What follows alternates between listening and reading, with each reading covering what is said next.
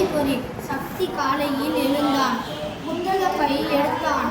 பையில் ஓட்டை. ஐயோ, பையில் முறுக்கு வைத்து இருந்தேன், காணோம். சக்தி வீட்டில் எலி தொல்லை அதிகம். தக்காளி, கேரட், வெற்கடலை எல்லாவற்றையும் தின்றுவிடும். துணியை கூட விடாது.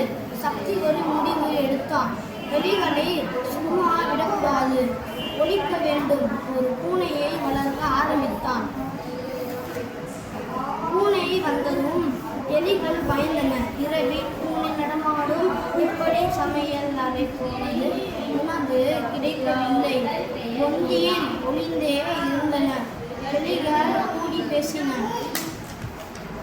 பூனையை நண்பனாக்கி கொள்ளலாமா என்றது ஒரு குட்டி எலி. இல்லை, பூனையை நாம் விரட்ட வேண்டும் என்று ஒரு வயதான எலி சொன்னது. பூனை பலசாலி, நம்மால் விரட்ட முடியாது. ஏன் முடியாது? ஒரு குரல் கேட்டது.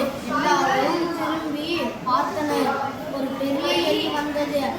இந்த வீட்டில் உள்ள எலிப்பொறி பெரியது. அதில் பூனையை சிக்க வைப்போமா என்றது. அது எப்படி முடியும் என்று வயதான எலி. ஏன் முடியாது? நம்மால் முடியும். எல்லாரும் முடிவு எடுத்தனர். மறுநாள் பூனையின் எதிரே எலிகள் ஓடின. எந்த பூனையை பிடிப்பது? பூனைக்கு குழப்பம். ஒரு குட்டி எலி மெதுவாய் நடந்தது. பூனை பயந்து வந்தது. குட்டி எலி திடீரென திரும்பி ஓடியது. அந்த பக்கம்தான் எலிப்பொறி. பூனை பாய்ந்தது. எலிப்பொறியின் கம்பியை தொட்டது.